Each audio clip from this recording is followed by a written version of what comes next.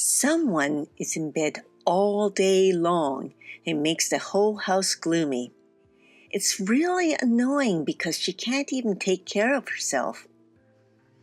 I wonder how long she's going to stay here, sleeping all the time. Every time they see my face, my mother-in-law and sister-in-law complain. It's true. It's the same whether Tom has a wife who doesn't do anything or not. What's the point of him having a wife if she doesn't do anything? My father-in-law also joins in and says, I'm Jane Brown, 32 years old. We have been married for 5 years. My father died because of an illness when I was in high school, and my mother died soon after I got married. I have loved drawing since I was a child, and my dream was to become a picture book artist. After graduating from high school, I went to design school and got a job at a small design office as an illustrator. My husband worked for an advertising company, and we met when he came to our office asking me to illustrate a character for an ad. After 2 years of dating, we got married. My sister-in-law also lived with my in-laws, but we decided to stay with them after we got married. When we got married, I became a freelancer and they allowed me to work from home. I wanted to be a good wife and did my best at housework. It was easy to do because my mother-in-law didn't seem to like housework very much and told me that I could do whatever I wanted. My sister-in-law was also indifferent to housework and then went out for drinks and dinners with her colleagues and friends every day. So we rarely had meals together, but we lived together without any problem. However, 3 years ago, I fell down a flight of stairs at a train station and was seriously injured. My life changed drastically. I suffered a spinal injury that left me with a severe disability, paralysis of the lower half of my body. It was quite a shock at first, but 3 years have passed and I am gradually getting used to this kind of life. My in-laws cared for me when I was injured, but they didn't expect that I would be unable to stand on my own legs for the rest of my life. And as 3 years passed, many things changed. In the midst of all of this, my sister-in-law got married 2 years ago and left home. Now I won't have to see Jane anymore. I could clearly sense that my in-laws are annoyed with me, who is now almost bedridden. I could not refute my parents-in-law, as I can understand that it would be a burden to have a bedridden person in the house. Since my in-laws' house is old, there's no space for a wheelchair to pass through. And I, who cannot move without a wheelchair, has to stay in bed.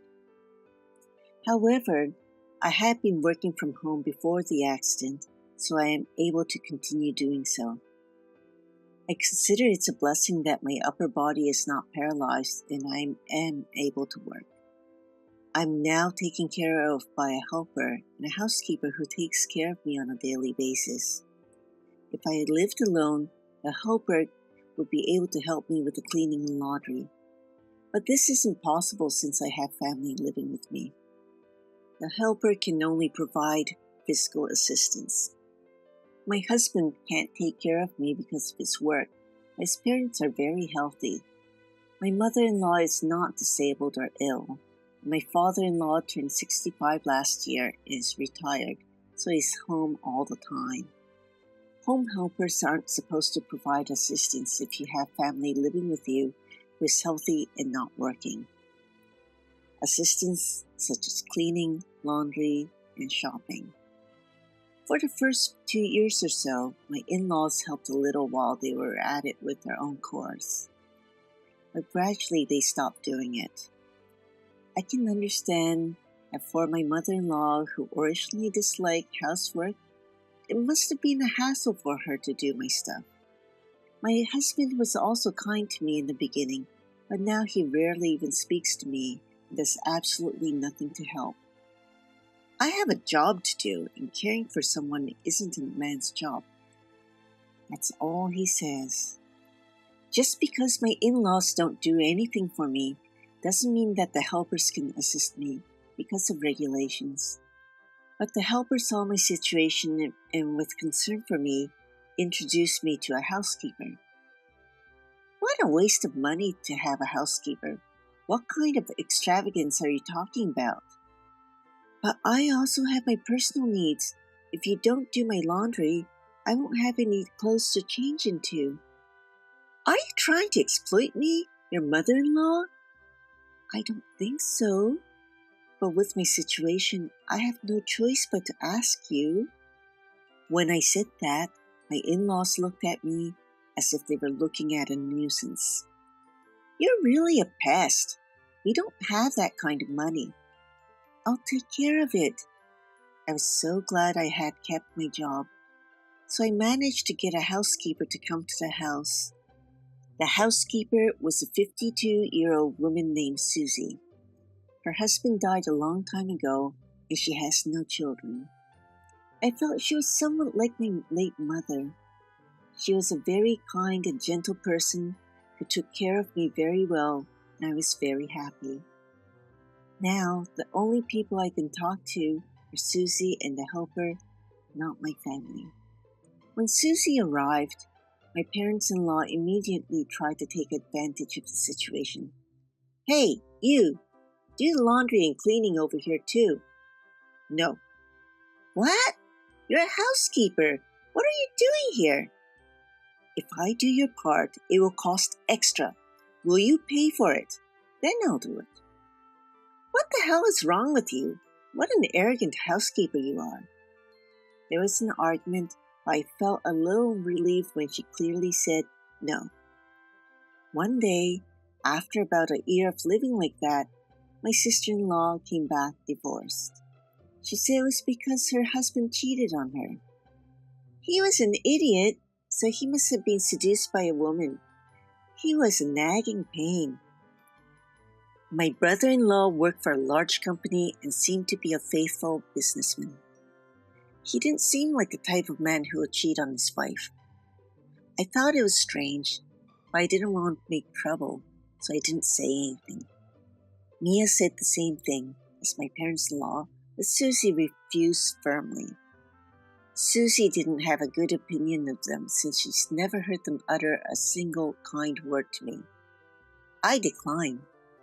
What? And what are you doing here? To take care of Jane. Huh? What do you mean? She's a useless housekeeper just like Jane. It must be because she's not paying Susie enough. It doesn't really matter, she's only earning as a side job. She's a useless woman who can't even take care of herself. That's why I have no choice but to ask the housekeeper for help. Mia, Kelly, you both can take care of yourselves, so you don't need help, do you? My parents-in-law's sarcasm doubled when Mia came home. A bedridden wife is nothing but a hindrance. Mia has come back and you only make our house cramped. We need only Mia. You're well off, aren't you? You live on your bed drawing silly doodles. Even when I was working, my sister-in-law would go out of her way to come to my room to sarcastically criticize me. I was fed up with constant sarcasm, so I talked to my husband about it. Hey, tell your mother-in-law and Mia to be a little more careful with their words. I'm hurt too. But it's the truth. What do you mean, the truth? You can't even do your own housework. All you do is sleep on the bed all day. I'm not just sleeping, I'm working. You're working in bed. It's an easy job. You don't have to commute like I do. That's true, but I'm trying my best to be useful to everyone. My family isn't happy with you because you can't take care of the house despite you are my wife. It's no wonder they think you're useless. Do you really think so? Well, don't get so sensitive. Just deal with it. You can't survive if you have to worry about every little thing. My husband wasn't very supportive at all. It's not that I don't feel inconvenience with my body, but it's just so frustrating to know that he doesn't care about me at all. I constantly wish that I could walk or move as before. I wish that at least my husband could be sympathetic and understand how painful and sad I am. Am I selfish and asking too much to feel that way? When I think of that, even though I try not to cry, tears flow. I was in an accident. I got this body, and yet I'm trying to look forward and do my best, and I will not lose because of this. I have been trying to push myself, thinking that there are many other people in the world who are suffering more than me. I feel sad that I don't have my parents to rely on at a time like this. But I also think that it's good because they don't need to see what I'm going through. But when I think that there's no one in this house to stand by me anymore, I feel more and more miserable. I don't have a home to go back to. I wondered if I could at least leave this house with my husband. While I was thinking about that, he threw even more shocking words at me. For a moment, I was happy that he was thinking about me. But the next words threw me into hell. I knew they were right. What do you mean? I think they'll be better off with a younger, healthy wife than you. What? I want to have an heir, after all. But with you, I'm not ready. I don't know. It's just impossible. I felt as if someone had clubbed me in the head. I couldn't believe that my husband would say such a thing to me. I realized that I could no longer expect anything from him. Tom said a lot of things after that, but I couldn't hear anything. The only thing I understood was that he wanted to divorce me. You're useless, like a piece of trash. You may be paying for a housekeeper, but you don't make much money anyway, so you won't have anything left after paying the housekeeper's bill. You're just a burden to us. You're a parasite that hangs around our house. Right, even helpers don't come for free. Parasites that spend money for helpers, get out. I felt that there was no point in staying here any longer after being told such things by both my husband and in-laws. I thought to myself, I don't have a home to go back to. I just have to find a new place to live. Okay, I'll move out. I asked Susie to help me find a new place to live. She was happy to help me, and now all the procedures can be done online, which is very convenient. After all the paperwork was done, I gave Tom the divorce papers. Good! You finally made up your mind. But don't hate me. Hate yourself for having such a body. Fine. But are you sure that you're okay with me leaving? Of course it's fine. I'll find someone more suitable for me. Everybody says I'll find a better wife. Will you be able to make a living? Don't worry about that. Dad's retirement money is still there, and Mia says she got plenty of compensation for the affair. We won't have to worry about money for a while, so I don't need to depend on you anymore. Oh, sure. Then do what you like. I thought Tom seemed to be blind to reality.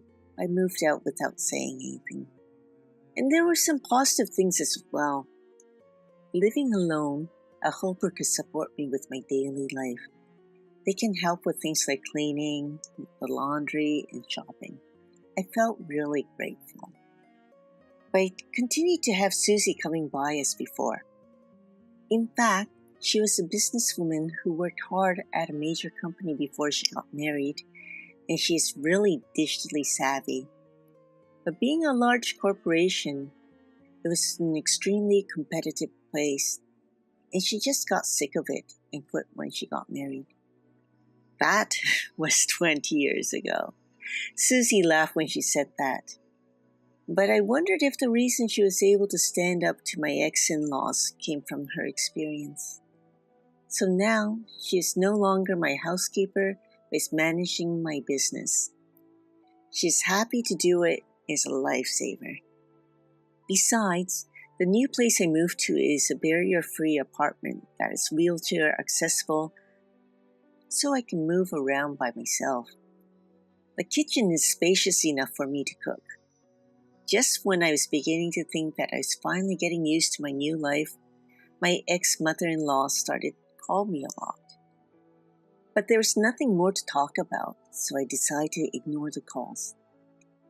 Partly because Susie's support was great, and partly because I could focus on work without all the drama, my business was doing so much better and didn't have time to deal with my ex-mother-in-law. A year passed. I still hear from Mia, though not as often as before. My life was established, so I decided it was time to settle things for once. And I picked up the phone. Hello? Finally, you answered. Why haven't you ever answered the phone? I was worried that something had happened. She suddenly spoke to me in a sweet voice. She had never said anything like that when I lived there. I suspected that she was probably in trouble and heard about me. I wondered what kind of life she had in the past year. I'm grateful for your concern, but I'm fine and doing well. You don't need to worry about me. Oh, well, that's good to hear. By the way, yes? Well, do you still want to live with us like before? Excuse me? You can't be happy living with a parasite, a piece of garbage. I've been thinking about it a lot. It wasn't right to leave you, a physically disabled person, alone. We'll take good care of you so you won't have to worry anymore. I'm doing great. Since I'm on my own, my helper can support me with my chores. They do my cleaning, laundry, and shopping. Besides, Susie helps me with my work. No issues at all. About that business? Is it true you're making more than Tom? Yep. But at the time of the divorce, he seemed to forget about it. He said that you're earning close to $15,000 every month. My income was covering their living expenses. At the beginning, after that accident, they were helping me. At the same time, Tom's company wasn't doing well and his pay was cut. But fortunately, my income had been increasing. So I offered to help. At first, he was saying things like, sorry. We didn't tell his parents anything, since he said they were worried if they found out that his salary dropped. But after 3 years, he seemed to forget that I was paying for most things. I thought he should put aside his own salary when we divorced, but I didn't dare mention it. I also knew that the cause of Mia's divorce was not because of her husband cheating, but because of her. He had contacted me. He also told me that Mia stole his money. Mia said that she received the money as alimony. He said that he will take back exactly what she took, and he will in turn charge her for compensation. I decided to get divorced before my in-laws learned the truth. When I confronted Kelly about it, she was absolutely mortified. Tom fell in love with a girl from a hostess bar and owed a bit of money. Oh, so that's why he wanted a divorce, so he can leech off her earnings? He can't count on something like that. First of all, they weren't in a relationship. He was just another customer. I know. Did you know? Yep, all of it. Why didn't you tell me? Did you also know that Tom's company was in danger? Yes. How dare you not tell me when you knew? According to Kelly, Mia eloped with her unfaithful boyfriend. But he dumped her and came back crying with even more debts. Tom's company went bankrupt 6 months ago and now is searching for a job. But he can't seem to find one that he thinks is suitable for him, and now just unemployed. He has lost all confidence in himself and has become a recluse. Because the kids are living with us, they completely used up Dad's retirement fund. There's only debts to pay. Really? So if you come back, everything will be all right. I don't get it. I really didn't understand what she meant by everything will be all right. I couldn't understand the nerve of someone who kicked me out like the way they did and now saying something like this. I also wondered how it's possible to change so much in 1 year. It was sooner than I expected. Tom probably had no clue that his company would actually go bankrupt. It was something that Tom, who was so careless, would have done. Kelly tearfully said that if she had known, she would not have let us get divorced, but it was much too late for that. In the end, all she is saying is that it's all about the money. The only important thing for her is herself. Mia says she doesn't feel like working right now, so she's become a couch potato and gaining weight.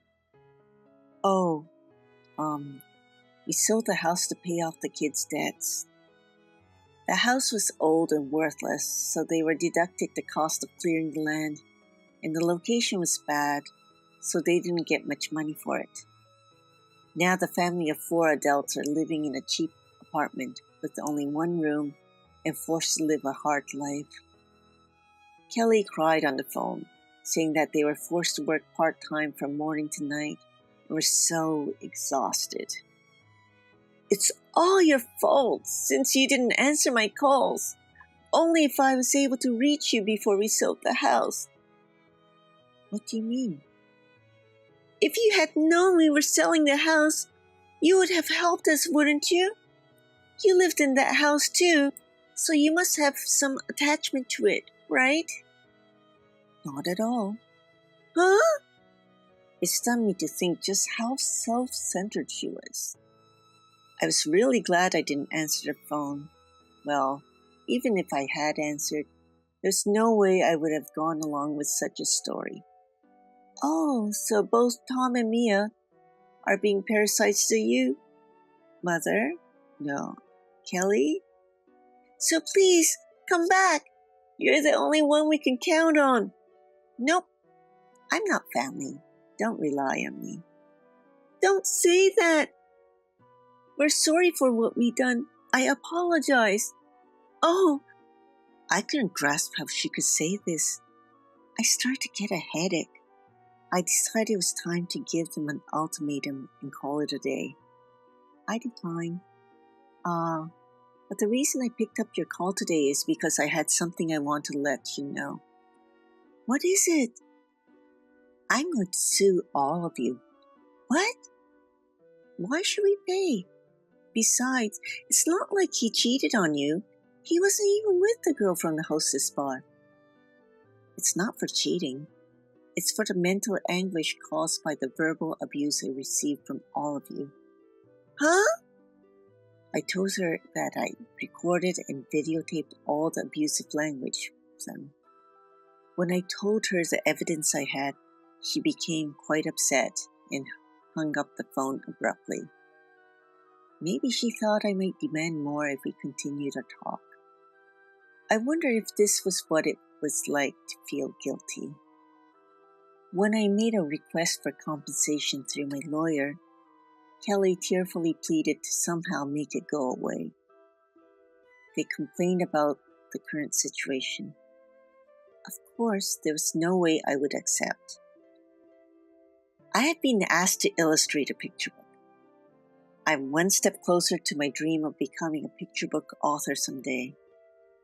Many things have happened to me, but I would continue to live my life positively and without taking myself too seriously. Emily, I want a divorce. While I was doing the dishes, my husband John blurted that out unexpectedly. What? Why? I was taken aback by the suddenness. You see, I'm about to come into $3 million. That's a hell lot of money, right? But it's mine. I don't intend to share it with you. What does that have to do with a divorce? The truth is, I stayed with you for the money, Emily. Your salary isn't much, but it's better than nothing. So I reluctantly carried on with our married life.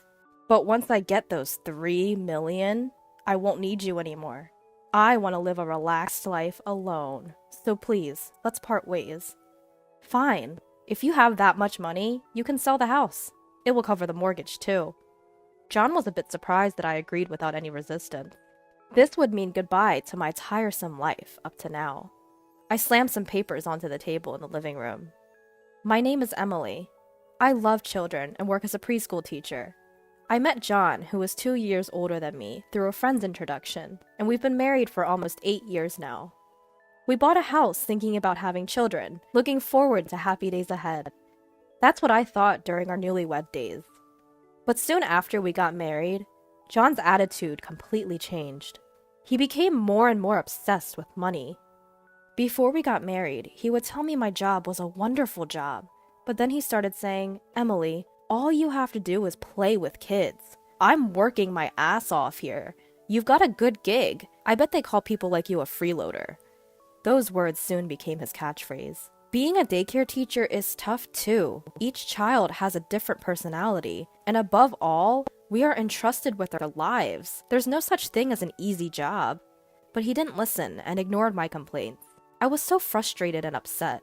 The reason we don't have children, even though we've been married for 8 years, is also due to this. He would say, if you have time to make babies, you should work more. Don't tell me you're planning to quit your job using a baby as an excuse. We have a mortgage and taxes to pay, you know? What are you thinking? Don't ever talk about having kids again. I was yelled at and couldn't say anything back. Sure, John is older and has a career, so his income is higher than mine.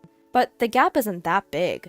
It's only a difference of a few $1,000s, and yet he acts high and mighty every time. I take pride in my job and feel fulfilled every day. So being looked down upon for such unreasonable reasons was humiliating. John's words pierced my heart, and I would often cry quietly by myself. And lately, John has been saying he wants to be alone more often. In reality, I could live by myself, but I've been sticking with you out of necessity. Don't forget that. Why does he always look down on me? Perhaps it has to do with John's increased overtime at work. It's because you're not working hard enough that I have to work overtime to make ends meet. How about being a little grateful? I was often blamed like this. But even though he's working overtime, it doesn't seem like his salary is increasing. I can tell because I carefully check our finances. But the salary doesn't really change much, does it? Even though you talk big. Maybe that ticked him off, because John got angrier than I've ever seen him before. Who do you think is making this lifestyle possible? If I wanted to, I could dump you easily. Be prepared. He said something that sounded almost like a threat. He wasn't like this before we got married. Since that incident, our conversations as a couple have steadily decreased. Then, one day, something happened that pushed me further into despair. When we visited John's parents during Thanksgiving, his mother served tea and said, "You two have been married for 8 years now, right? Emily, you used to say you wanted a child soon. Considering your age, have you decided on how many children you want?" I thought this was the perfect time to discuss the issue, so I was about to open my mouth. But then, "Mom, we're not having kids. Emily and I talked it over and decided." "Oh, is that so?" "Yeah, she said she absolutely hates the idea of taking care of kids, whether it's at work or home." "What? Wait a minute, what are you saying?" "Mom, can you not bring it up so much? It's stressful for Emily too." "No, that's not what well, if that's what you two have decided, it's okay to just be the two of you. It's certainly hard work." With that, my mother-in-law left the room and I was left unable to discuss anything. On the car ride home, I asked, "Why would you tell such a lie? I love children and want them, but you keep saying you don't want them yet." The fact that we can't afford to have a child because you don't work full-time is true. Only start talking when you start earning as much as me. I thought preschool teachers earned more. What a disappointment. I don't like the way you're saying that. From the beginning, I never liked children and I never planned on having them. Children are just a financial burden. I'd rather spend that money on myself. While I was shocked, John just laughed. You should never mix personal matters with work. I knew that, of course, but I couldn't help but dwell on this issue. Children are sensitive to these things. A girl named Amy from the class I'm in charge of approached me. "Miss Emily, what's wrong? You seem less cheerful today." "I'm sorry, I didn't mean to worry you. I'm fine," I said, patting her head. Amy wasn't the type to stand out, but she was very mature and kind for her age. She must be receiving a good upbringing. "You're not fine. You're usually much more cheerful. I don't want to see Miss Emily like this," she said sadly. I felt terrible for causing such a young child concern. "Maybe my daddy can help with Miss Emily's problem. He's a superhero and helps lots of people. He's picking me up tomorrow, so I'll tell him." Amy's mother usually picked her up, but she said her father was coming to the preschool tomorrow because her mother was busy. I told her I was fine, but Amy insisted on introducing me. I hadn't really spoken to Amy's father since I met him at the school entrance ceremony, so I was a bit nervous. The next day, as Amy said, her father came to pick her up. "Thank you for looking after Amy. I'm her father. I've heard a lot about you from my daughter. I really appreciate that she seems to be having a good time." "Oh, not at all. We're the ones who should be thanking you. Amy is a very kind girl." I got the impression that he was a very polite person, but I didn't really feel like sharing my personal affairs, especially because they were quite embarrassing. They were not something that could be easily spoken about. "I can tell that Miss Emily is worried about something, so I want you to talk to my dad." "Thank you, Amy. I really appreciate your concern, but I understand how you feel. It can be difficult to confide in someone, even if they're a close acquaintance. However, my daughter is really worried about you. If there's anything going on, please let me help." Surprised, I received a business card from Amy's father and saw his title. But looking back, I think that was the moment my fate changed. That was when I decided to take revenge on John.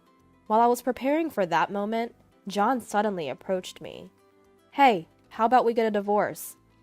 It was after a long time that John came home early, and we had dinner together. My hands, which were washing dishes, stopped there. Perhaps he thought I was bewildered by the suddenness. John grinned unpleasantly. "You might not like it, but my feelings won't change." "May I ask why?" "A huge sum of money is coming in. Do you want to know how much? $3 million. $3 million! John's mouth did not stop, even though I hadn't asked anything. "I've been with you because I wanted money. Compared to me, it was just a drop in the bucket, but better than nothing, right? But now, I have $3 million, so I don't need you anymore. So, let's split up quickly." "You've probably had enough of being a leech." Where did all that money come from? There were a lot of things I wanted to say, but first, I asked John the question that came to mind. "That's none of your business. We're strangers now." "Okay, I understand. Let's separate then." Perhaps surprised by my swift reply, John looked a bit taken aback. "By the way, I have no intention of living in this small house anymore. After all, I have $3 million. I'm thinking of using this money to live in a mansion. So, I've decided to sell this house too." "That's fine. I'll start looking for an apartment then. You can pay off the rest of the mortgage on this house, right?" "Yeah, I'll pay it all off. That much, at least. I guess that's natural. Our positions are different, after all." "Thanks. That would be great." With that, I decided to take action. John watched me move briskly with a curious look, and so began a series of busy days, packing and looking for an apartment. Once the divorce was more or less settled, I set up a time to talk to John again. "I'll leave the mortgage payments to you, John. I don't want to argue about whether I set it or not in the future, so I've prepared a written agreement that includes all these points. Please sign it." "Fine, as long as you don't start grumbling about it later." I always wondered why John always had to add an unnecessary remark. A surge of irritation welled up in me, but I managed to keep my temper. John, who had been perusing the divorce agreement, suddenly stopped in his tracks. "Hey, what's this alimony section about? Why should I be the one to pay? If anything, Emily, who doesn't work full-time, should be the one paying." "You thought you could hide it from me? You're so naive," I replied, calmly laying out some documents on the table. Upon seeing this, John's face turned increasingly pale. "Thanks for all the overtime work you've been doing every day. I appreciate all your hard work. You love your job, don't you, John? It must be fun to be with your mistress. There was a photo of John and a woman arm in arm, looking quite friendly with each other. This woman, she's just a junior colleague. It just looks like we're arm in arm. Is this your attempt to catch me out? You're still going to say that, huh? Then how about this? I thrust another photo at him. It showed John and the same woman entering a hotel. I thought this would break him, but for some reason, he lashed out again. This must be a fabrication. Don't you know how advanced photo manipulation technology is these days? Do you really think you can fool me with this? I let out a heavy sigh. I hadn't expected him to be this stubborn, but I had anticipated this and made preparations. This isn't something I took. I think they'll be here soon. Just then, the doorbell rang. John looked flustered, unsure of what was about to happen. I went to the front door to greet them and led them back to the living room. This is my attorney. These evidences were requested from a private detective agency, so there's no way they could be fabricated. If you have any doubts, should I call them right now? Pleasure to meet you. I'm Kessler, Emily's attorney. From now on, we'll be discussing the divorce proceedings through me.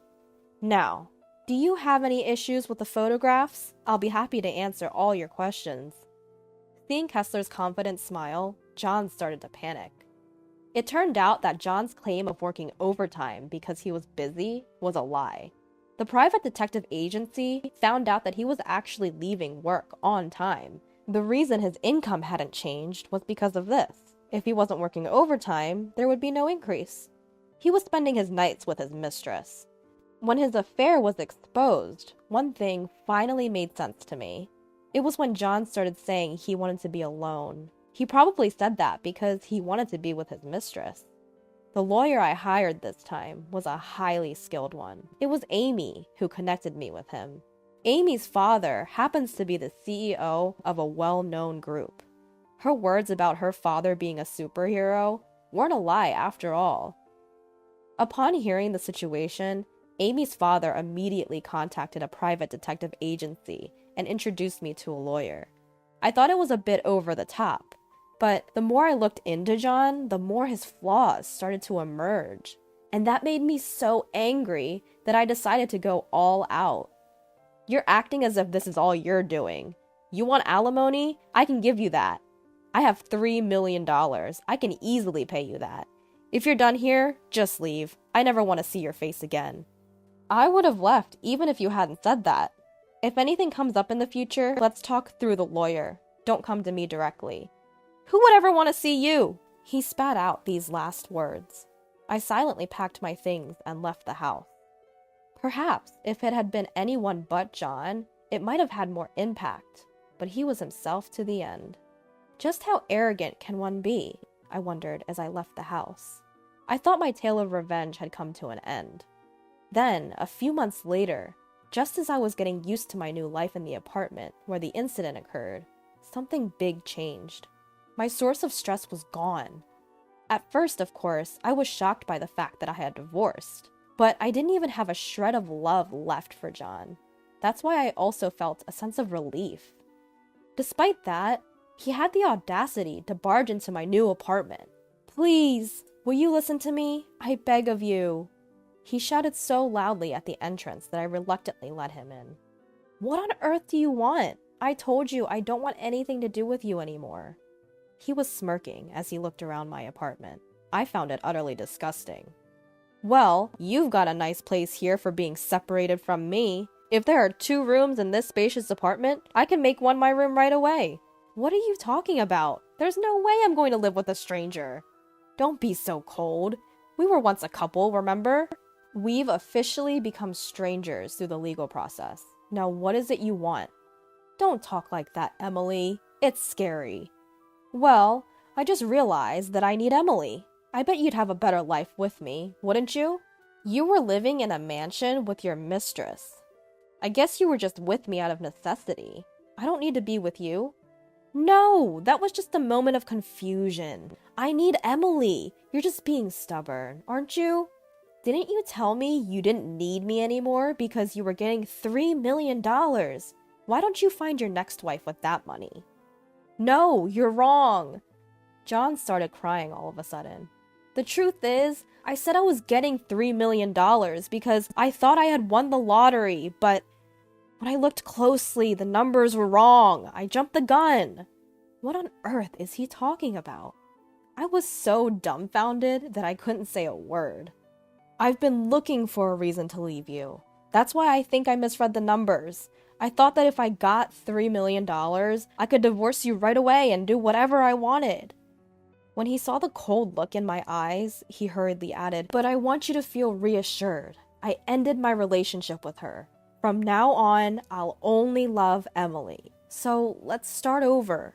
You still love me, don't you?" What are you saying? I don't know anything about that. You can do whatever you want. Please help me. I thought I was getting $3 million and I badmouthed my boss and quit my job. I can't ask him to take it back now. And what is worse, as soon as my love found out I didn't have any money, she stopped contacting me. It seemed like John was abandoned by his mistress. Of course, no one would want a man who was divorced, jobless, penniless, and homeless. That's why I can't pay my loan and I don't have a place to live. Emily, you're my only hope. I told you, I don't know anything about it. If you stay here any longer, I'll take appropriate measures. Did you forget about the pledge you signed when we divorced? If you break your promise, I'll claim 5 times the alimony. That's enough! You? John, in a fit of anger, raised his hand. Is that what you're going to do? If you lay a hand on me, I'll call the cops right away. You could be charged with assault. This apartment complex has security cameras, so even if you run, your face will be clearly captured. John turned pale at these words. Get out, now, or I'll report you for trespassing. At the mention of a report, John fled. There was a sound like someone tumbling down the stairs, but I simply shut the door without concern. Since then, John never came back. Later, my in-laws came to apologize to me. They seemed not to have anticipated such a situation.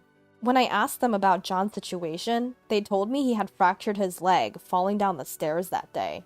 He had to be hospitalized for 2 months, which caused his expenses to pile up. However, he also had a mortgage and alimony to pay me, so he needed to find work as soon as possible. He begged his boss to let him work from home and rescind his resignation, but he had been quite rude when he quit, and they wouldn't let him come back. My in-laws fronted the alimony, so he also had that and the mortgage to repay. He's going to have a tough time. He really brought this on himself. Once things had settled down, I went to visit Amy's house. When I told Amy's father that everything had been resolved, he was very pleased. I've always wanted to meet you since Amy often talks about you. I didn't expect it to happen like this. I just made a few calls. I'm glad it worked out. I'm so happy to see Miss Emily smiling again. She could really be called a life changer. I'm overwhelmed with gratitude. My husband looked down on me, but because I was a preschool teacher, I am who I am now. I deeply felt the importance of cherishing every encounter. I love my job more than ever and want to keep doing my best.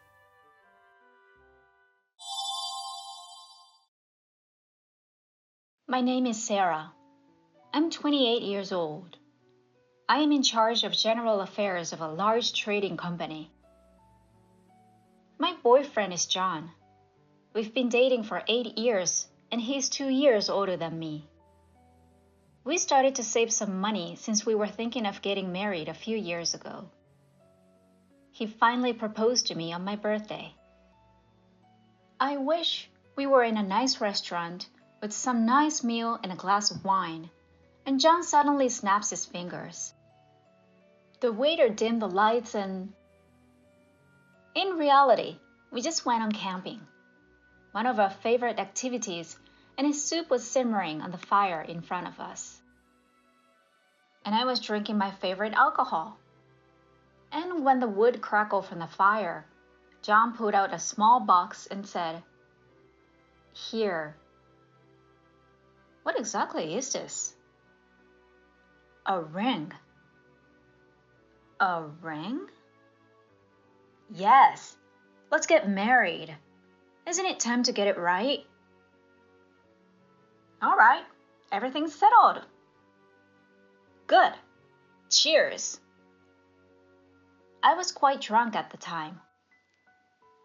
Looking back, I wish I could have done more, but we were not the type of couple who would be suited to such a celebrity-like marriage proposal. Perhaps this type of marriage proposal would have been appropriate for us. John came to my parents' house to greet them after the marriage proposal. I'm so nervous. Consider this your first challenge and give it your all. It's for us. But next time it will be your turn. I'm ready for it. I'm going to see you as an example. You are so brave. You should hate yourself for falling in love.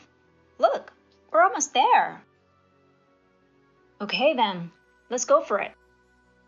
It's okay to be enthusiastic, but you should also dress well. Here's your tie.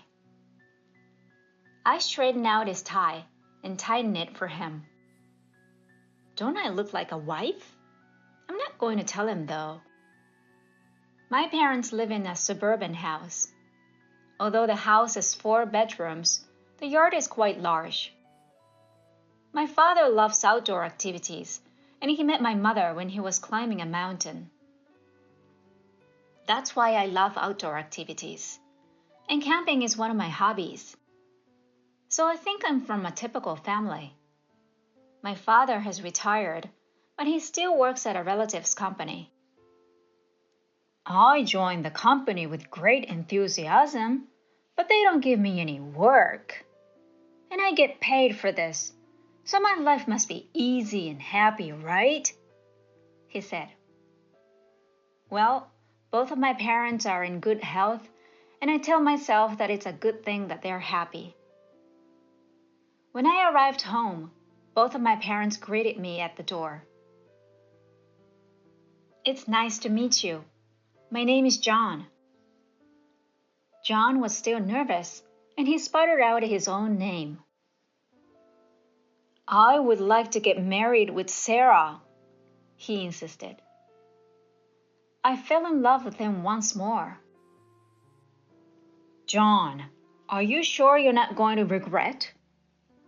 My father asked. If you're okay with it, go ahead. He laughed. My father has always been this way. Sarah's getting married, my mother added. I was furious. What are my parents on about? John was relieved, and we came just to say hello. But instead, we were asked to have dinner together and stay the night. When my mother called John's house to say that we would be staying at our house, John's father answered the phone. Thank you for your kindness, but no. I'm afraid there might be some extra charges later on, he said. I've heard that John's father was the president of a large corporation. Extra charges? My mother responded. I am the company's president, and John is my son. There are a lot of people begging for money from me, and I'm in a lot of trouble. I don't want him to involve with beggars. So, you're saying we're poor people who beg for money? My mother's voice was angry. I'm saying there's a possibility. I see what you're saying. I'll then tell John to go home. Certainly, please do so. He hung up the phone shortly after that. Who does he think he is? My mother was enraged. What happened? I politely invited John to stay, but his father refused, saying, You're asking me for money. Then John came and apologized, saying, I am sorry. My parents were duped once, so they frequently doubt people's goodwill. There's no need to apologize for, From now on, you can gradually build a good relationship with them. Today was a good day for me. Please take excellent care for Sarah. John apologized, and my father patted him on the shoulder. John left without staying the night. John's father's true personality was unknown to me at the time. And now it's my turn. John's father was a successful businessman who had made a fortune in his own lifetime. With his excellent management skills, he was the one who took over his parents' small iron works and grew it into a large-scale machinery manufacturer. Of course, his family home is also opulent. Despite being a private residence, it is a 3-story reinforced concrete structure surrounded on all sides by high walls. I was speechless when shown such a magnificent home. You got nervous this time, John remarked lightly. John gives a light chuckle. Isn't it natural? I'd be nervous as well. We're right there. You should look after your appearance. Thank you very much. With getting nervous, I entered the house, greeted my mother-in-law, who welcomed me, and was led to the guest room. My father-in-law was sitting there. He told me to take a seat, and I did so in front of him. Hello, it's nice to meet you. I am Sarah. John and I are getting married. I'm Jordan, John's father. Thank you for coming so far today. Please put yourself at ease. Thank you kindly. John's father, whom I had never met before, looked like he's in the bad mood. I'll get right to it. What is your purpose? What do you mean? I'm the CEO of a large corporation. As you can see, I have a lot of advantages. I'm wondering if that's your intention. I was surprised. Intention?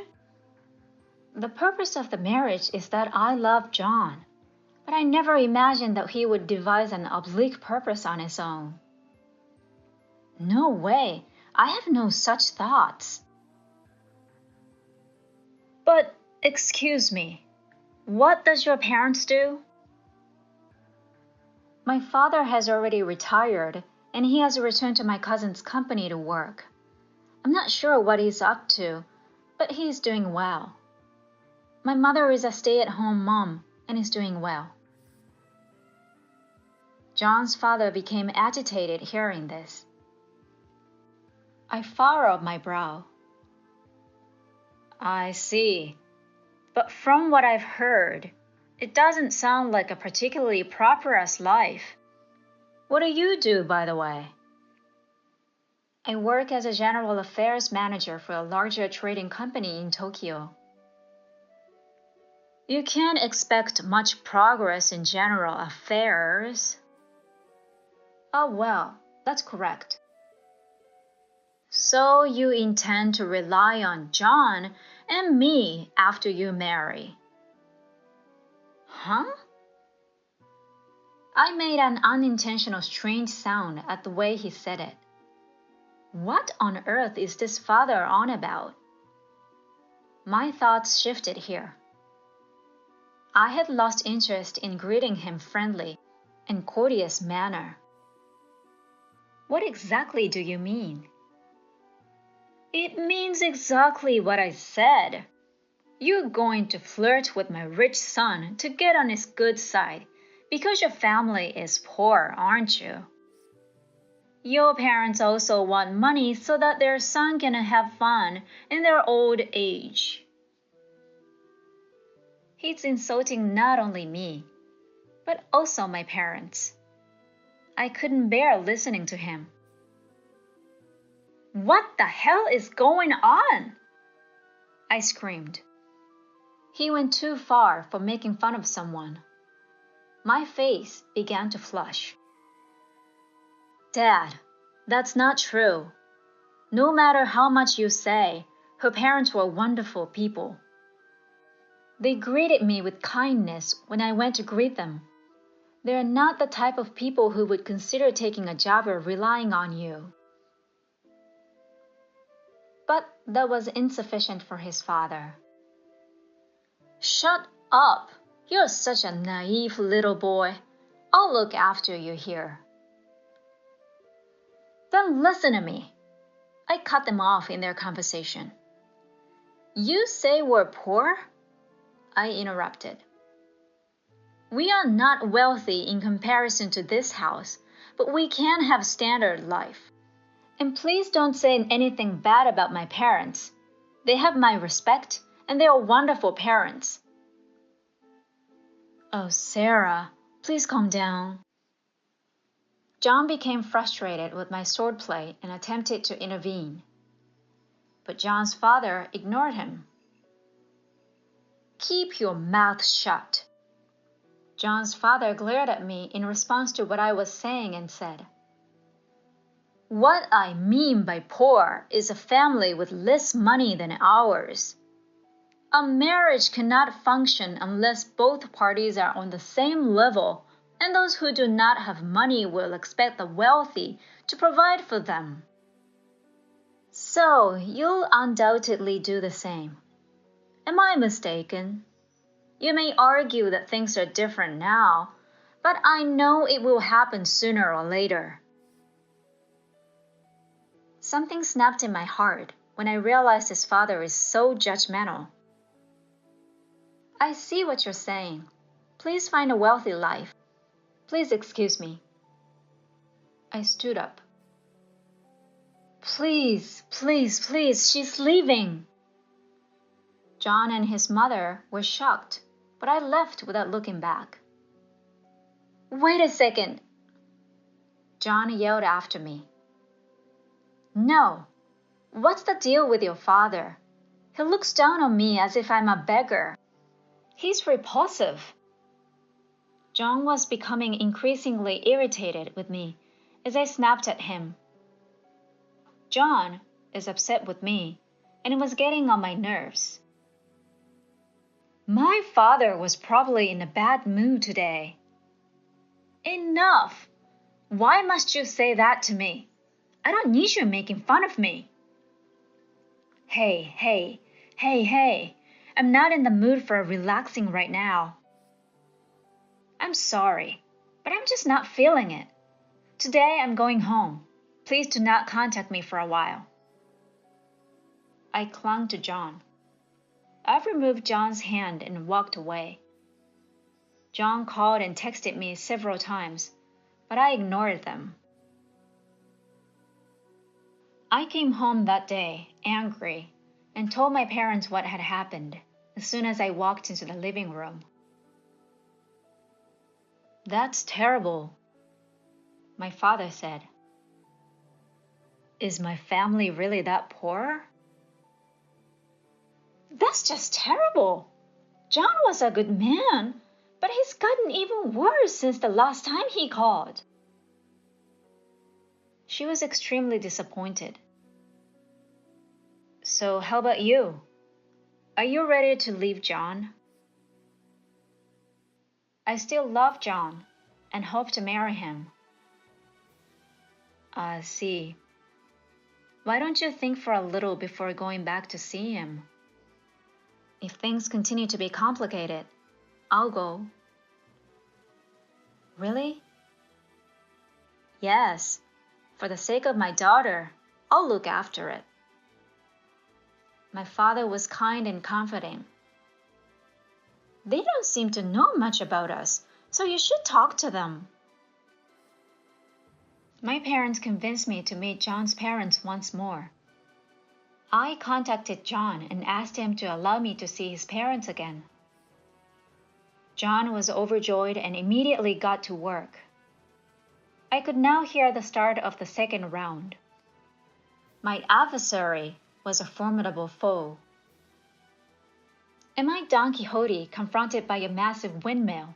Or am I a hero of justice defeating an evil monster? On Saturday, we decided to see at John's house. If it was a decisive battle, it would have been on Friday, but it was on Saturday for me. Saturday has come. I was agitated all morning, staring at the clock, anticipating the appointed time. When the time has come, I met John and we drove to John's parents' house. When I entered the house, my father-in-law was still sitting in the guest room. "Hello. It's been a while," he said. I said hello to him. My father-in-law continued to look at me as if he was looking at something bothersome. "Why have you returned?" "My motto is I never give up." I smiled. My father-in-law's attitude was the same. "I will not change my mind no matter how many times you come, so please don't waste your time." "Yes, I see, but I won't just leave. I have my own pride." When my father-in-law heard this, he changed his attitude. "Suit yourself. Do you have anything to say to me?" I repeated the words of my marriage proposal. "Please allow me to marry John." "No, John is not going to marry a poor woman." Expected response. "We are not poor. Furthermore, are you wealthy enough to call others poor?" Now comes the counterattack. "What the hell? I took over my father's company and grew it from 20 employees to 2,000 employees, including affiliated companies." "Are you serious? How can I be poor from a great company? The sales have increased from 100 million to over 10 billion per year." "Isn't that the company's money? It's not your money, right?" "Yes, the company is large, not you." I said straightforward to him. My father-in-law began yelling at me, possibly because he had hit a nerve. "What exactly are you trying to say? Enough with the disrespect. If you want to persuade me, show me that you have more money than I do." Is money the only way to judge a person? It isn't. Money is not to measure a person. My father-in-law's voice became even louder as I responded. "That's a scumbag's line. See if you really want money. I'll give you that money in exchange for you to never come to my house again." That sounds like something a wealthy man would say, and it suits you. "Oh, come on, Sarah. Father, you too, please stop." John came over to stop us. "Don't say anything." "No, this is between Sarah and I to begin with." "Stop talking.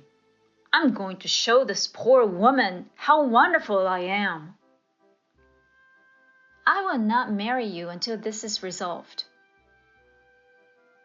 "We came here to talk about our marriage, but why is this happening?" John was holding his head. "I'd like to see your parents." "Huh? Is that the case?" "Then I'll fulfill your request.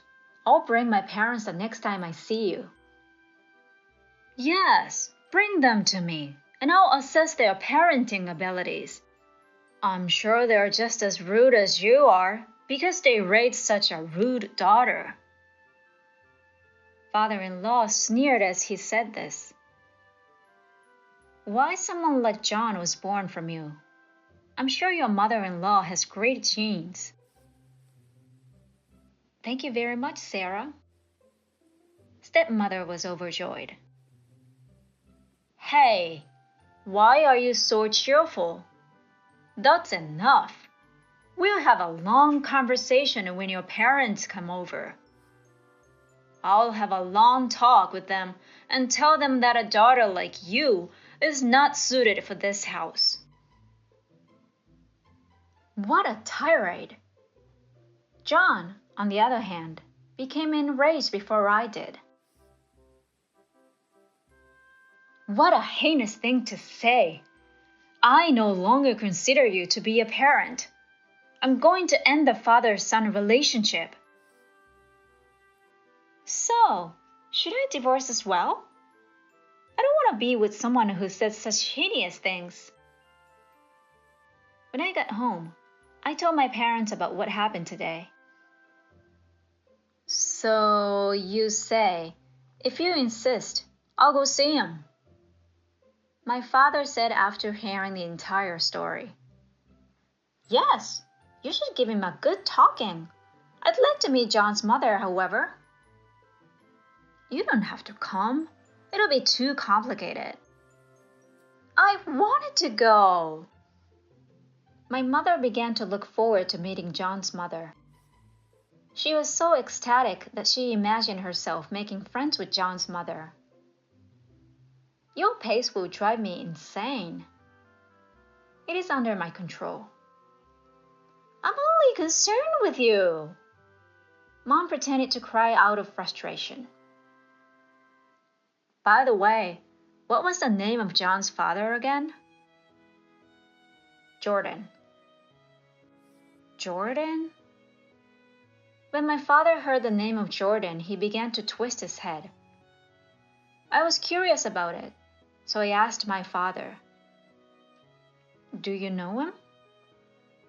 No, it's just something that's bothered me. Dad cocked his head once more. You forgot. My mother was joking. Ah, yes, that's him. That scumbag. He finally recalled. And he knew him? I was taken aback by the coincidence. What, you knew who John's father was? Yes, Sarah. Call John's father. Is next Saturday okay? That's all right. And I'm going to be late. So could you go ahead of me? What? You're not coming with me? I assumed my father would accompany me, so I was surprised to know that he would not. You know, the show star has to make an appearance at the end. I understand. I'm not sure what my father was thinking, but I decided to let him handle it. It was the day of the battle. I'm going to be a little late as I planned. I'll call you when I arrive, so just hang tight until then, he said. We came to John's house for the third time as the autumn season deepened. I arrived at John's house, briefly greeted him, and was led into the guest room. My father-in-law sat there, looked serious as usual. Hello, mother-in-law. I was looking forward to seeing you today. Hello, Sarah. I know your father is also here today. What do you think your father would like to drink? She appears to be enjoying herself.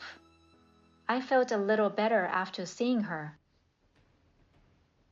There is no need to prepare any liquor. I mean, this is the third time you've come. What a squandering of our fine liquor on a poor man. Thank you for your concern, mother-in-law, but not right now.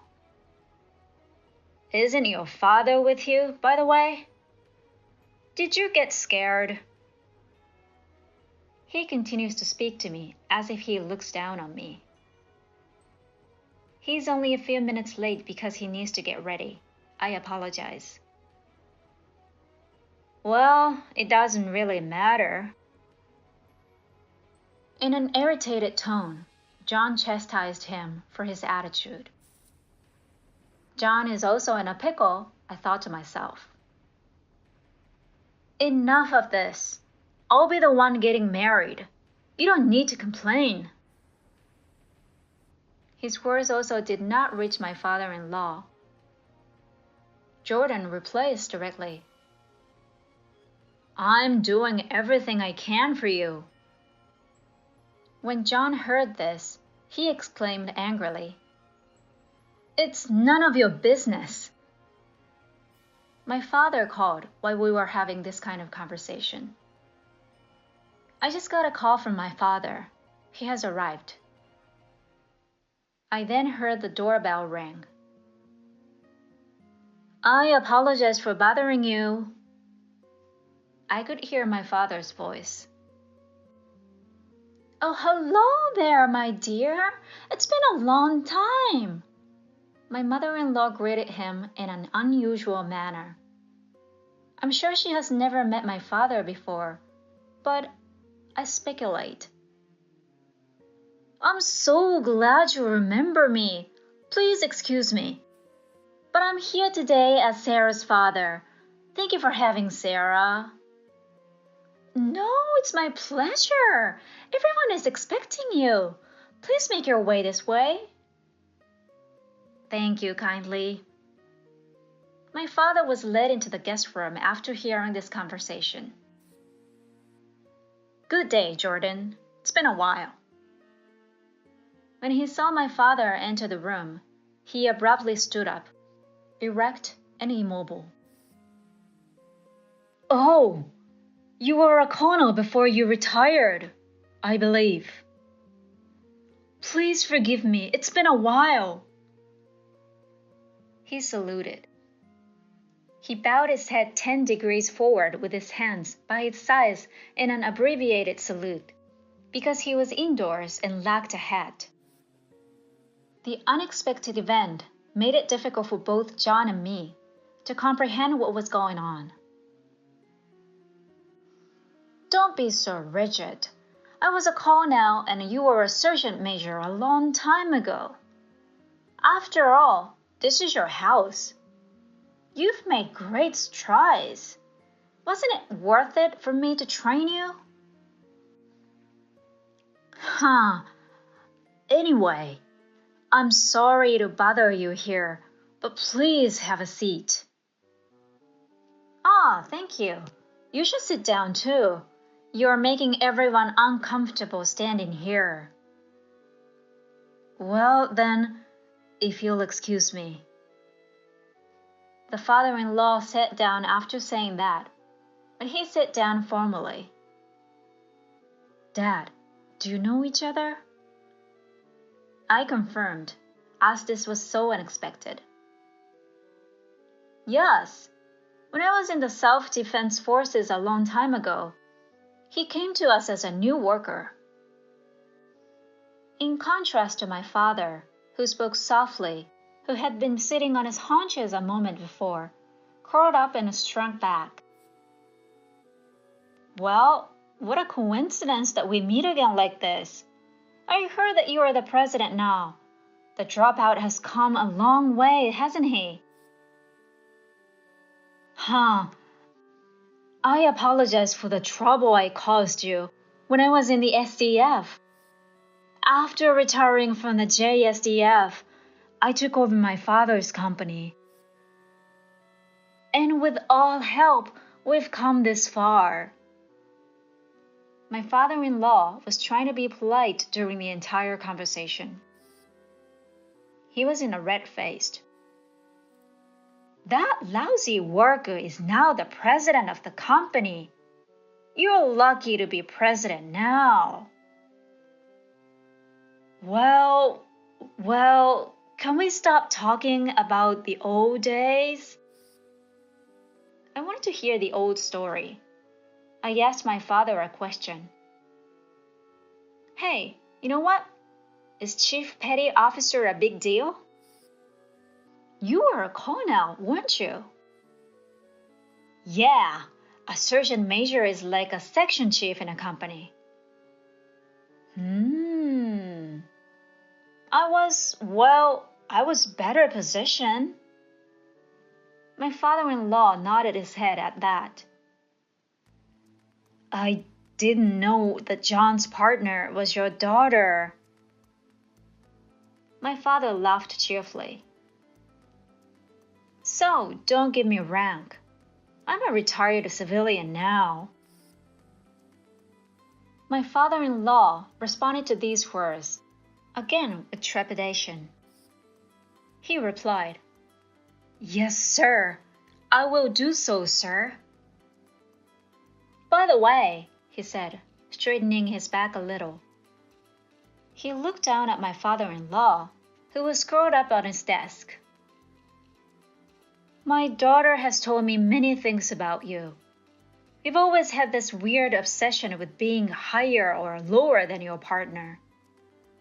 I told you to stop it, but you are still doing it. I heard you look down on our daughter and say she's poor.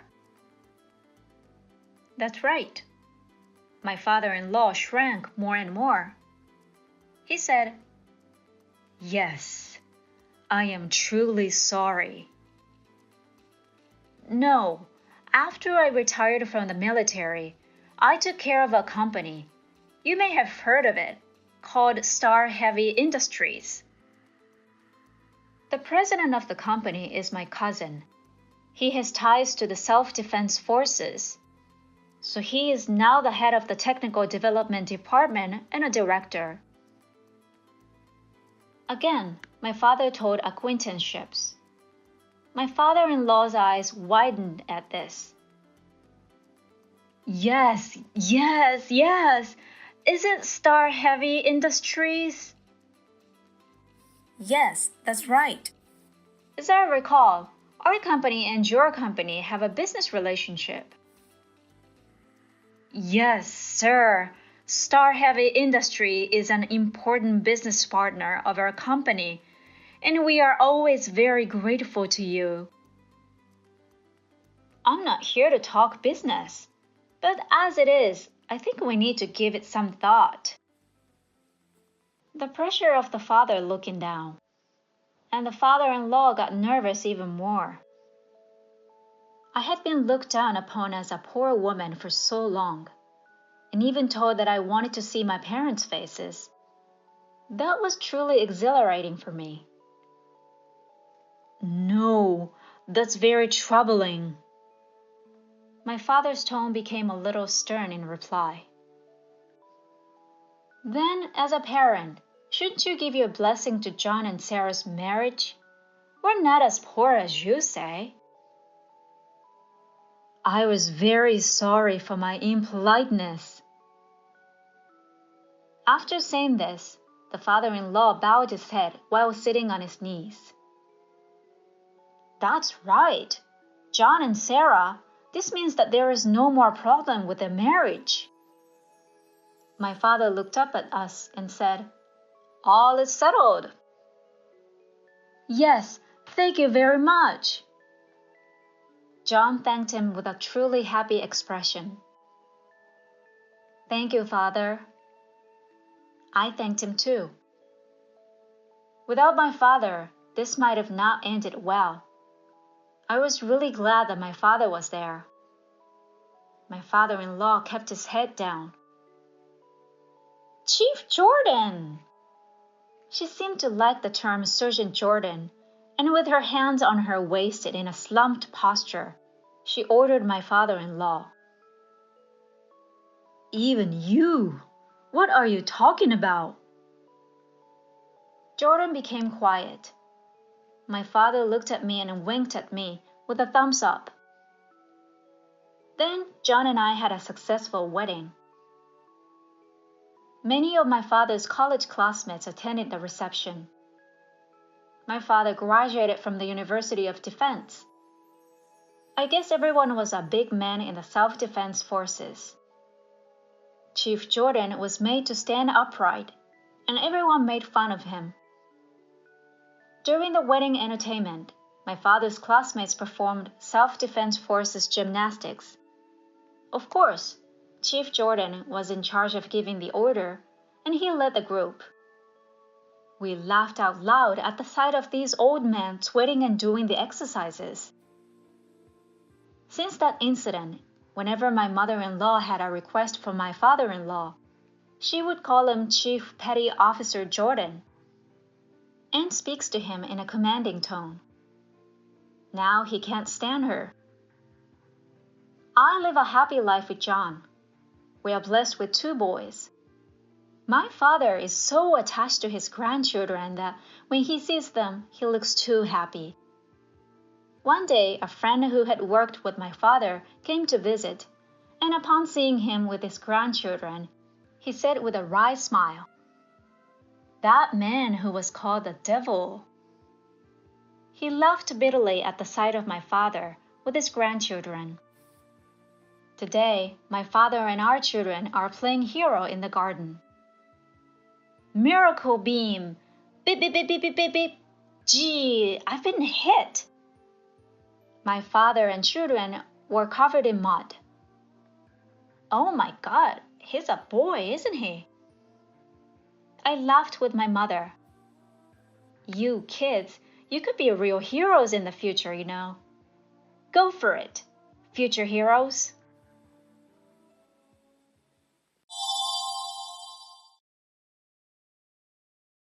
This place doesn't suit you, a middle school graduate, and it's embarrassing for you to be here. You are a poor woman living on a pension. I don't want anything to do with you.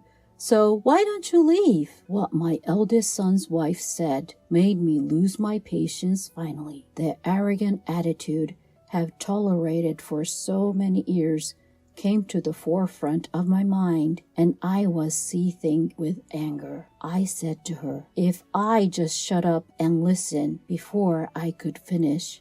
My second son's wife, who looked pale, said, "Oh, Mary, don't tell me you don't know." This is the story of my eldest son's wife, who had made fun of me, her mother-in-law, until she fell into a miserable situation. My name is Sally. Today, I'm going to be 62 years old. I am already old, but I managed to live a healthy life. Since graduating a junior high school, I have spent my time working and raising my children, and before I knew it, I have reached this age. Even for me, it was depressing when my beloved husband suddenly passed away 5 years ago. But with the support of those around me, I was able to overcome over the few years. I am now working just a little bit. I have taken over the work from my husband, and although there are some small problems, the work itself is going well, and I am satisfied with it. But there is something that bothers me more than that. Hello? I have a delivery for you. I respond as the carrier comes to my door. It was a single sealed envelope and a gorgeous floral arrangement. It was a flower arrangement with a card that said, "Happy birthday." The name of the sender of it was my second son, Tyler. But I have never received anything like this when he was single. Ariana, who got married to Tyler last year, must have taken care of it. For better or worse, Tyler has a carefree and non-toxic personality, but he married last year to Ariana, who is firm and considerate. She lives about an hour's drive away from here, but they come by every once in a while to show their concern and invite me on trips with them.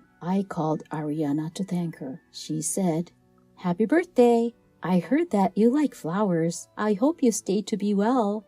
I look forward to seeing you again," she said happily. She is such a good wife that is too good for Tyler. The problem is the sender of the other sealed letter.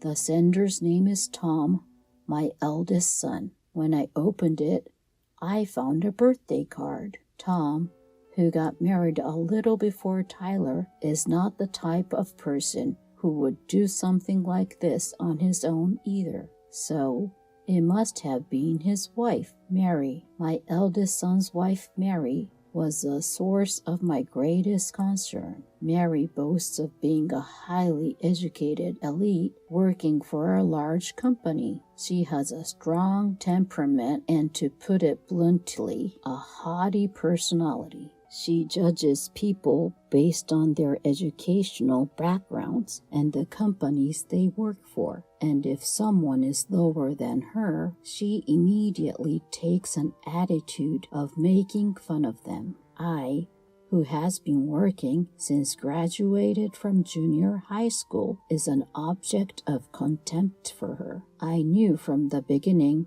that she looked down on me, but as the months went by, she became more and more arrogant. She would come over to my house without notice, and then she would jaw at me to prepare meals. She said, "I'm tired from work." She would also ask me for money behind Tom's back. Tom is also in a management position at a restaurant chain, so money is never a problem for her. Still, I love Tom, who is like my husband, is soft-spoken and somewhat fragile, and I put up with it because she married him. But if I'm honest, it hurts me, and I don't feel good about it. But she congratulated me on my birthday. I should at least thank her.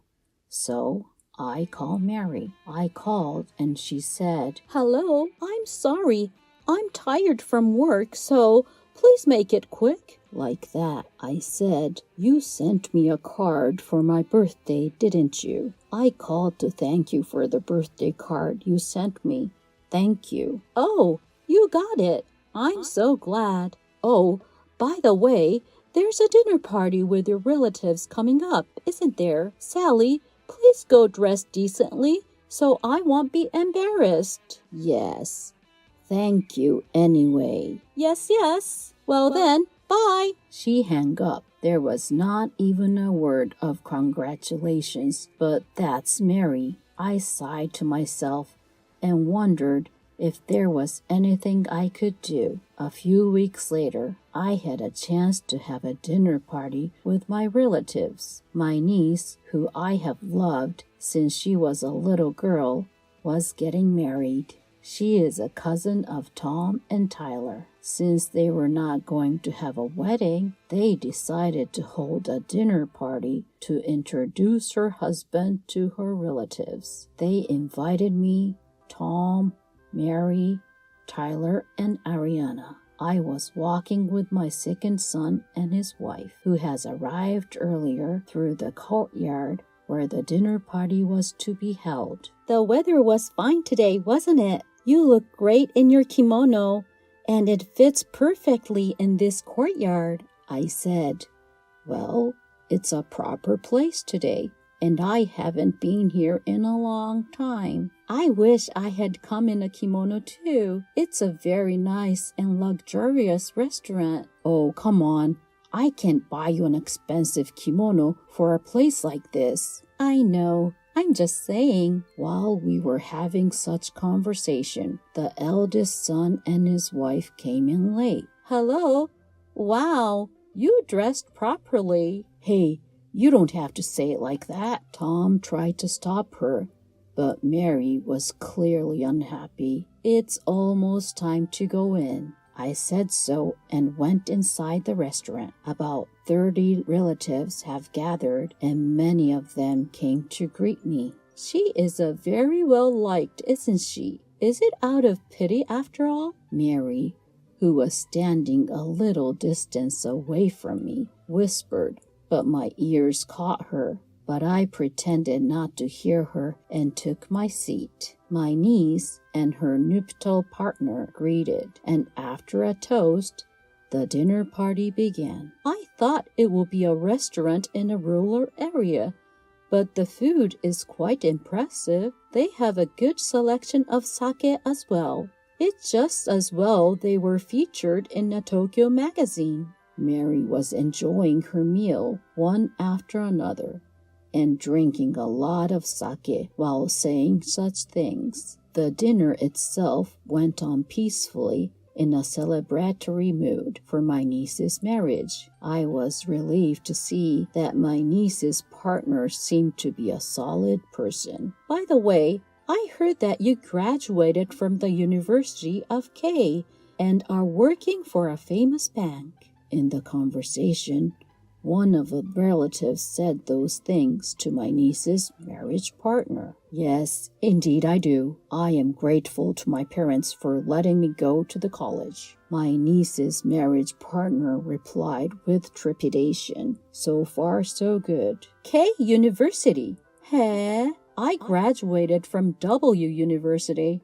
I'm a chief executive at the big company. Mary started forward. Even though no one asked, she was eager to boast about her educational background and the company she works for. Hey, stop it! Tom tried to stop her, but Mary ignored him. She said, after all, in this day and age, academic background is very important, isn't it? No, I don't think so. There are many respectable people regardless of their academic background.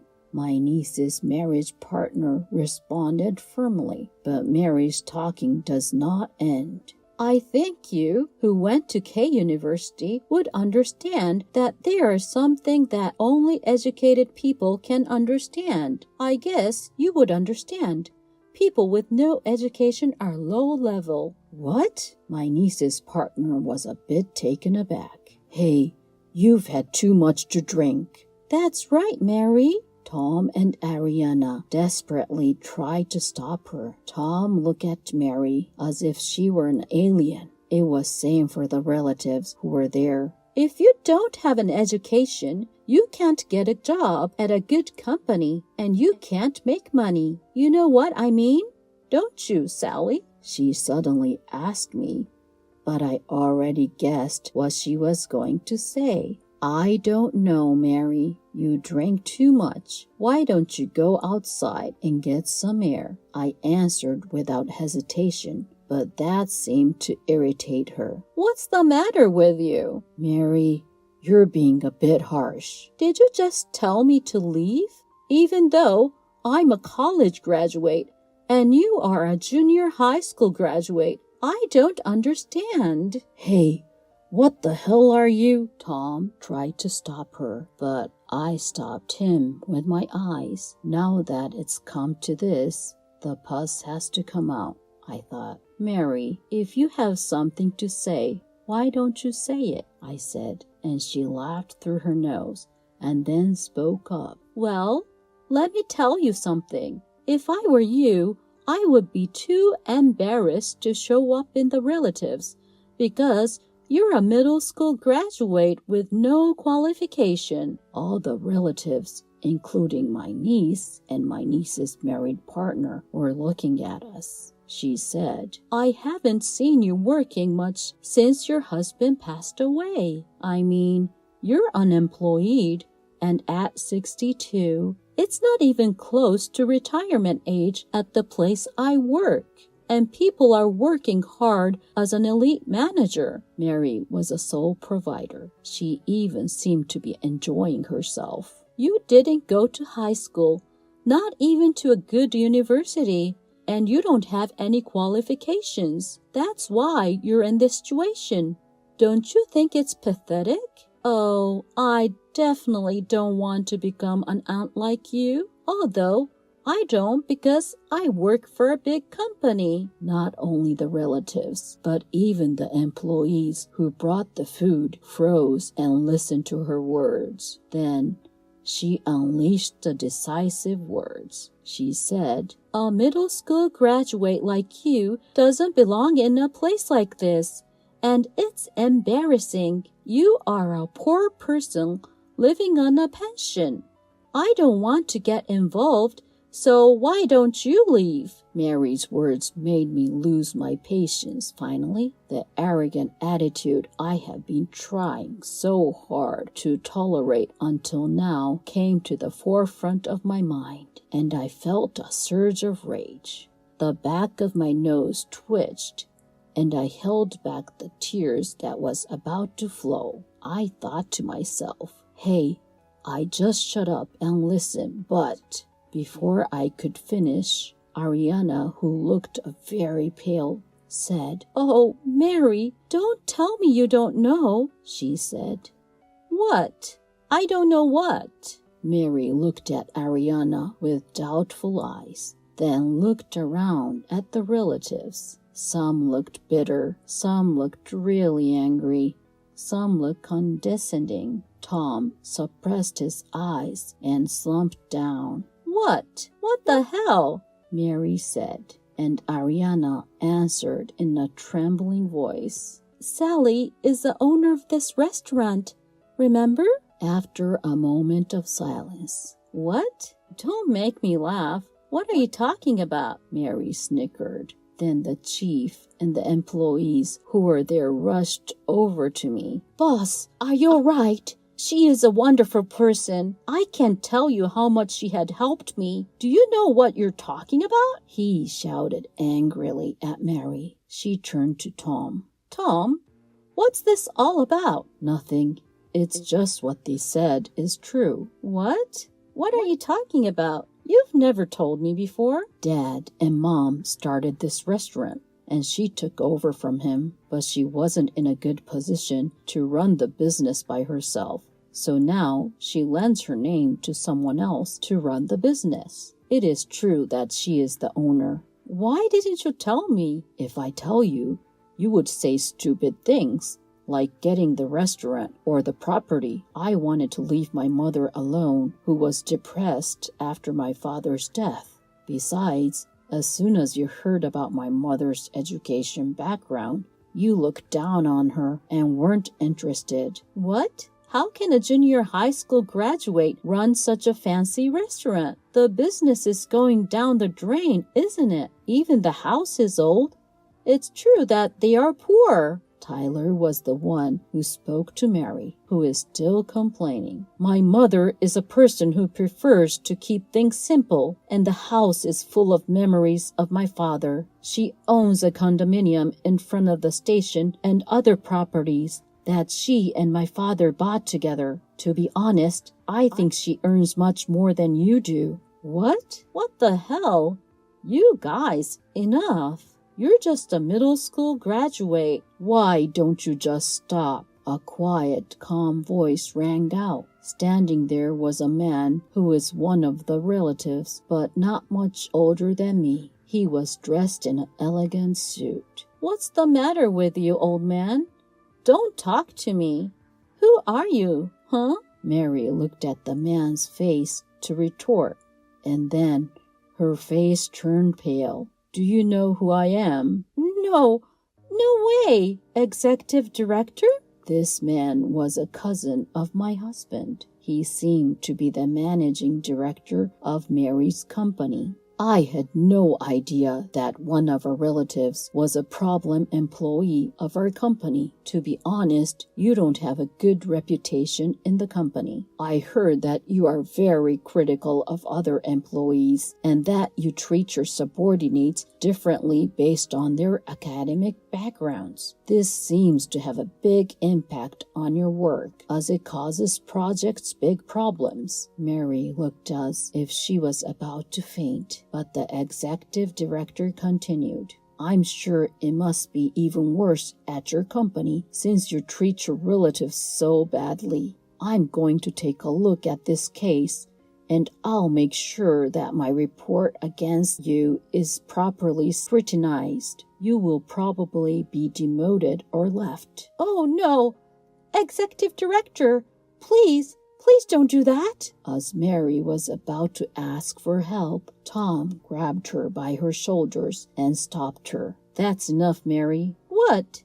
If you had told me from the beginning, this wouldn't have happened. Do something about it." "Hey!" Mary, with a bright red face, attacked Tom. "Mary, let's get a divorce. You're always like that.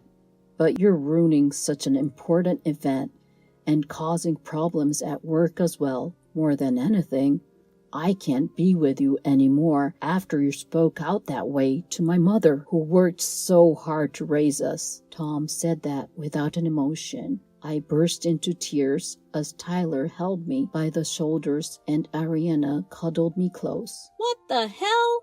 Everyone is protecting this middle-aged woman. There is no way that I am divorced and demoted. Don't be silly." Mary is distraught. The executive director says quietly, "You can't stay here any longer. You should leave now." I agree. It's an important place for us, and my aunt is an important person. We don't feel good about having it ruined.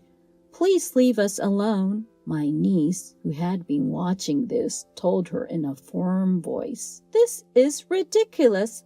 This is impossible." Mary was stunned and left the room with the employee. "Everyone, I'm sorry about my wife." As Tom bowed, my niece rubbed my arm. "And don't worry about it. I love you, and everyone loves you, and besides, that lady will not be your daughter-in-law anymore. Yes, she won't. Don't worry about it, Sally. I respect you." Ariana leaned in close and told me that. "Yes, I'll be happy if I can get divorced with her," Tom said to me as well. "I'm sorry, Tom. I can't believe you are divorcing because of me." "What are you talking about, Mom? I'm really sorry for everything I've done. From now on, I will be more filial to my parents." Tom said so and put his hand on my shoulder. After that, we all regained our composure and we were able to finish the dinner without incident. A few months later, Tom and Mary divorced. Mary made a fuss and went to the family court to seek alimony, but her claim was not successful. According to what the managing director told us, an internal investigation revealed Mary's problematic behavior. She was so proud of her education and work, but I can't believe she was behaving like that at work. In the end, she was transferred to a small branch office in another prefecture. Technically, she was demoted. Then, something unexpected happened. Tom announced that he would take over the restaurant. Originally, I have never forced my children to take over the family business because I wanted them to do the work they loved. But it was true that I felt a little sad about handing over the precious place I have inherited from my husband to someone else. Tom told me with a serious look on his face. "That restaurant must have been filled with the love and passion of my father and you," Tom said. "I really wanted to take over the restaurant, but I thought I couldn't handle it, so I went to work for a restaurant chain. But when I saw how much you are loved by your employees, I decided I wanted to protect the restaurant that you and Dad have built." "Tom, thank you very much. But until then, you have a lot to learn and study. I'll guide you and teach you well, so do your best." Tom came to work for me at the restaurant, and I became busy again as I trained him. 1 year later, on my 63rd birthday, as Tom and I waited in front of our house, Tyler's car arrived. "Sally, happy birthday!" Ariana got out of the car and her voice filled with joy. Tyler gently picked up the baby from the car seat in the back seat and nursed him. "Welcome, you two." "No, it's 3 of you." They had a baby, and I finally got to be a grandmother to my lovely grandchildren. It's about time I took over the restaurant business in earnest, and I hope to be able to serve my nephews delicious food for their celebrations. Tom, who has worked hard in his training and will take over the restaurant in earnest this year, also narrowed his eyes. Today, I secretly wish to find someone new for Tom, who has finally become a full-fledged restaurant chef.